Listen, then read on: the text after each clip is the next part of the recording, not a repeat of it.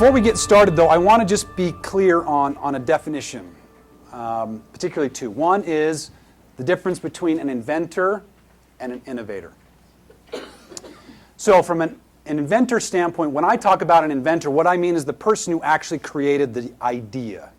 So if we go back to the Moneyball example, Bill James was the inventor, right? He was the statistician, he was the janitor, he was the guy in these fantasy baseball leagues that was coming up with the algorithm.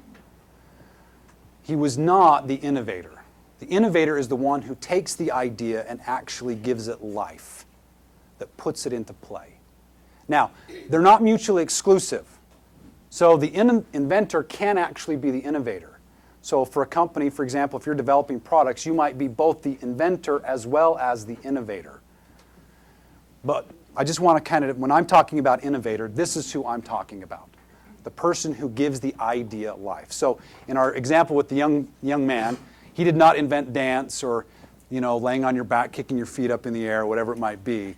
He was just the one that gave it life, which I think you're supposed to dance at a dance festival, right? That's where he was. So just to help you kind of think in your mind, the first one, so kind of that first and use or practice. That's what I'm talking about when I say an innovator. So lesson number one, put your own mask on first.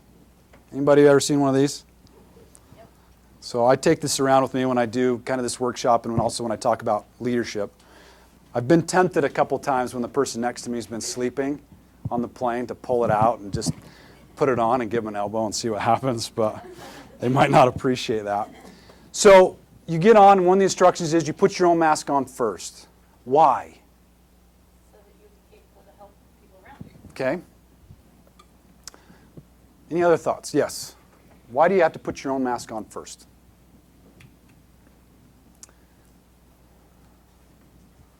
Let's maybe think about the example of the young man and maybe apply that from a leadership perspective or from an innovation standpoint.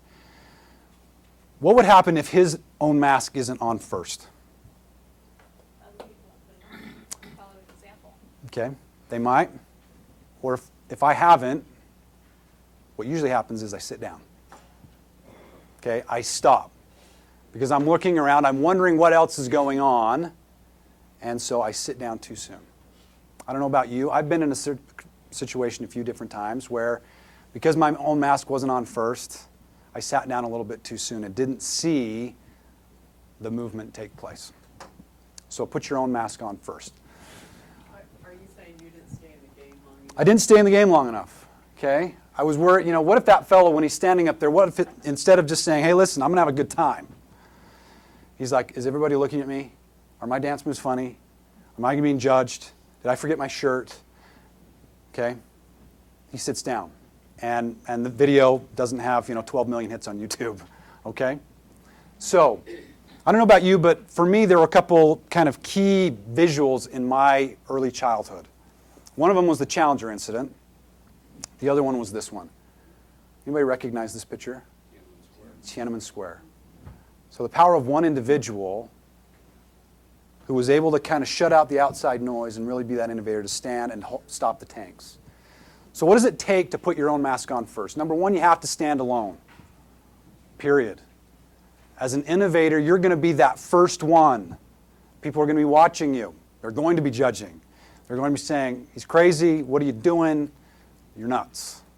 In a second I'll show a video kind of how that happened in football. So you have to be able to stand alone. Now, you're not going to stand alone forever, but there are going to be times in that initial effort to go out there in your company with a product, whatever you're doing, you're going to be alone. And it's lonely. And so finding that ability or that inner strength to stand alone at times is critical.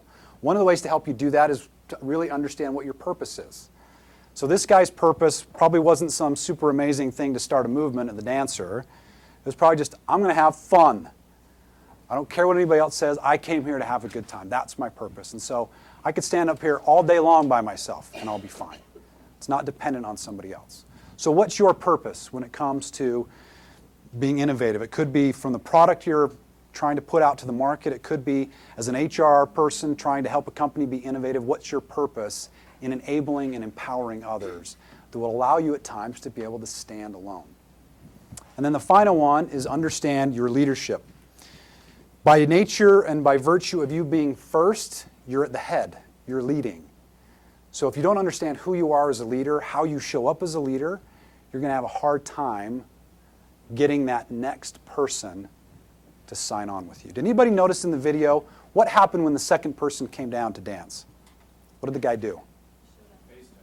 He joined. Oops. Well, there goes that. Yeah, he joined him, right? He spent time with him. He didn't just kind of leave him out there on his own. Okay? So how are you as a leader?